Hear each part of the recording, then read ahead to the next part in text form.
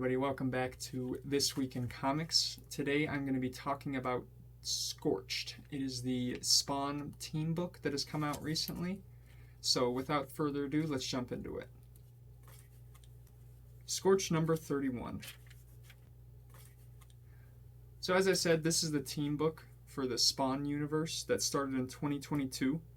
I haven't picked up any of the story yet to this point, and that being said, I really want to pick up Scorched number 1, the variant cover by Todd McFarlane, just because it looks awesome.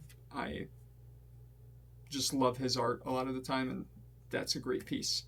But that aside, this was my introduction to Scorched, and that said, it was really fun.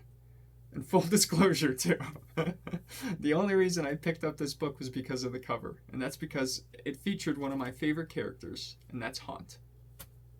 So, a little background on Haunt. Haunt is a character who made his debut in 2009.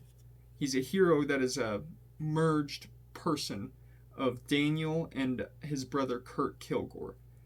Kurt follows Daniel around as a ghost, and when they merge together, Daniel gets this sort of symbiote suit, kind of like Spawn's, that wraps itself around him.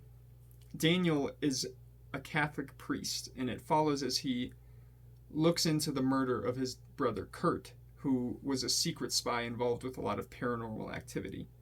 Eventually, he got folded into the Spawn universe, and he's been in there ever since, kind of making an appearance here and there.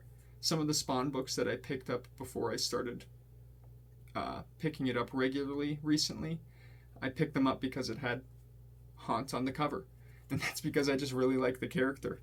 And the reason why I got into it too is because Greg Capullo's art, he was on the book for a good bit, and at one point when I first discovered kind of comic books and the internet and the merger of the two, and I started being able to research a lot of things, that was when I figured out Greg Capullo was an artist, and I just started trying to get as much of his stuff as I could. And some of that happened to be Haunt, which I retroactively collected the whole series. And I definitely suggest that people at least pick up the first 3 volumes of the series, because it's great art. The beginning especially isn't just Greg Capullo, has some Ryan Ottley on there too, which is just a really great merger of many of some great elements. I really do suggest it to anybody. But returning to Scorched.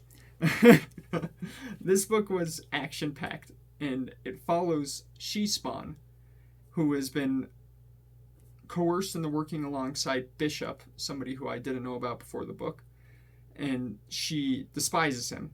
And they're both working for Jason Wynn, who she hates even more than Bishop. So they're trying to secure an asset for Jason Wynn from this Chinese Black Ops site, and after they beat up all the bad guys, they discover this asset is Zab, somebody I also didn't know about before the book, who's a gentleman that opens interdimensional portals.